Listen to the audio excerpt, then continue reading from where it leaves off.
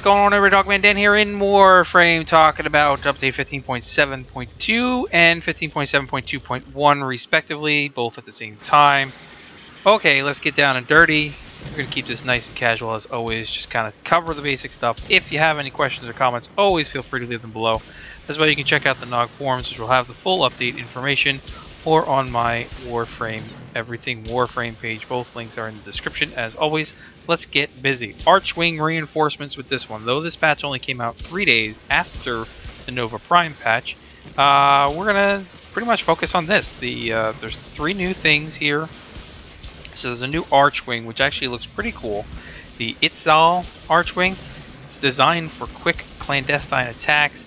The Archwing excels at striking from the darkness of space. The abilities seem pretty cool. I think I may really like this one.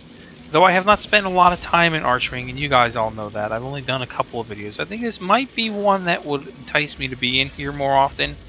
We'll see how it goes. So first, let's talk about the abilities here. We've got Blink. The Archwing teleports a short distance, dropping all enemy target locks, which sounds pretty cool. It drops the target locking. That's awesome.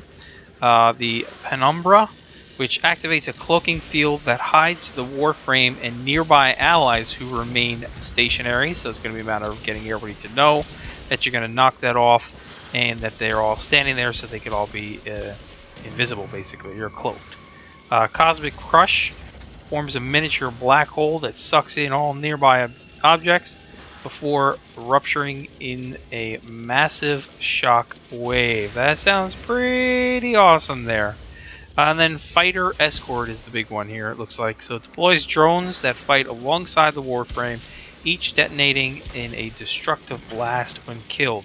Sounds pretty awesome. So far, I think this one, obviously they've put some time into this one, so it is definitely different than the other ones that are out there. I mean, they're each different, but this one looks like one that might be more along my style of wanting to play. Now, this is built inside the Clan Dojo.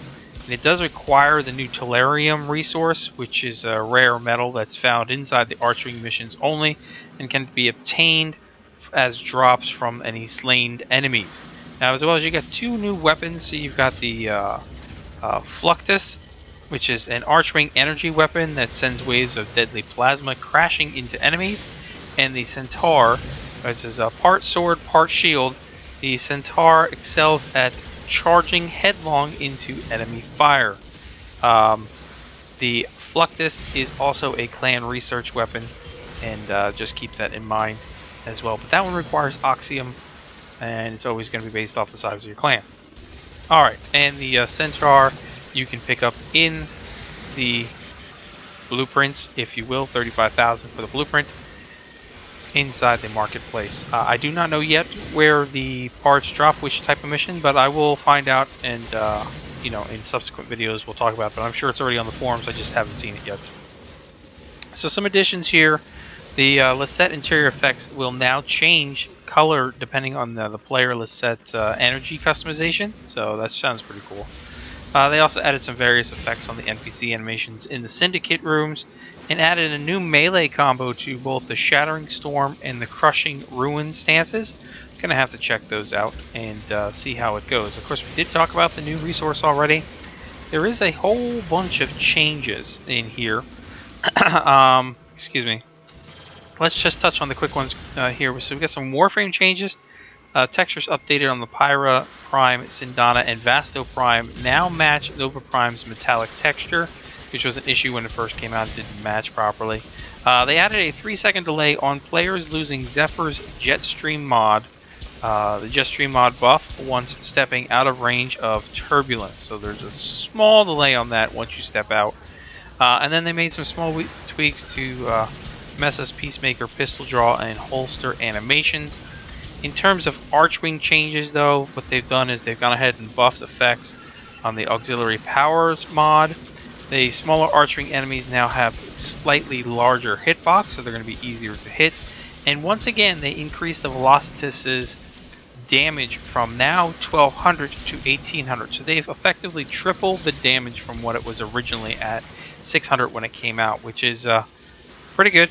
I really have to get back into that. I just haven't spent a lot of time in here. So maybe we'll spend some more time inside our Archwing.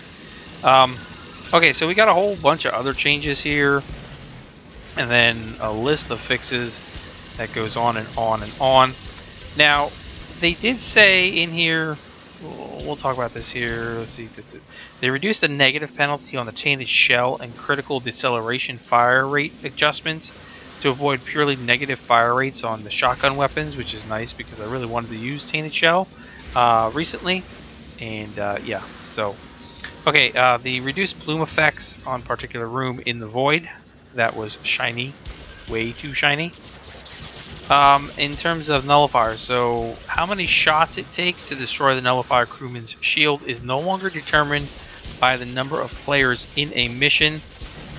As well, the nullifier crewman not properly deploying shields when resurrected by Necros's Shadows of the Dead, which I had seen earlier didn't happen, which was kind of weird, but now it's all set up.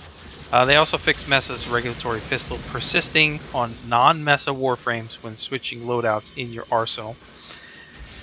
Okay, so let's see, what else do we have here? Some interesting stuff. Joining a syndicate mission mid-progress will now show how many medallions are remaining in the mission, and update appropriately if a medallion in the mission has already been picked up, which was interesting the other day. I didn't know how many medallions I was getting because I wasn't the leader in the mission and I joined it mid-progress, so I wasn't sure. I thought they'd actually changed it, but apparently it was something that they did that was kind of a bug, so they fixed it. They reduced the bloom on the Mutalist Incursions event badge. Yeah, whatever. Toned down the bright white and snow on the Corpus defense missions. Large energy pickups have been added to Archwing missions. Increase the frequency of energy pickups dropped in Archwing missions. The weapon and sentinel experience login rewards will now provide experience to a weapon or sentinel in the arsenal if the player logs in with a fully ranked weapon.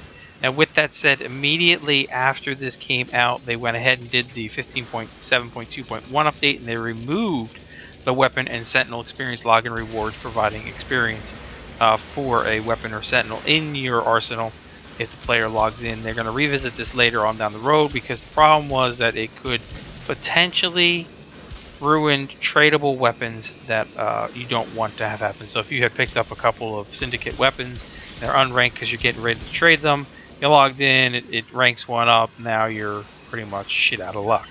So they went ahead and quickly removed that, so nice to be on that one quickly. The host of a dojo will no longer be able to pause the game if their matchmaking has been set to solo. Made adjustments to the Kunai Despair holster to remove some redundant visual attachments. Also, let's see, players that have multiple of an item with a limit of 1 will now be given an appropriate message when attempting to craft said item in the foundry. So if you've already got a gun, you're not going to be able to get the gun again, basically. Or at least it'll give you a message when going to do so, so you know that you've already got the gun.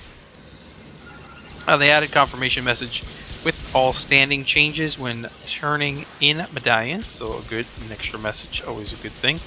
When creating piles of items to sell, all identical items will automatically be sorted into the same pile. And they removed the anemic agility mod from the Grenier Bastilia's drop table. Okay, this was never intended to be on there. It was intended to drop in the Orc and Derelict vaults, so now it's in the Derelict vaults. They adjusted some visual effects from heat generators on the Ice Planet tile set, toned down the visual effects of the Coolant Leak mod, updated the look of the Conclave team selection screen, and what's really nice is the Oxium Ospreys now drop more Oxium. Yay! Also, just a couple more things here. They added the spin down effect to the comb.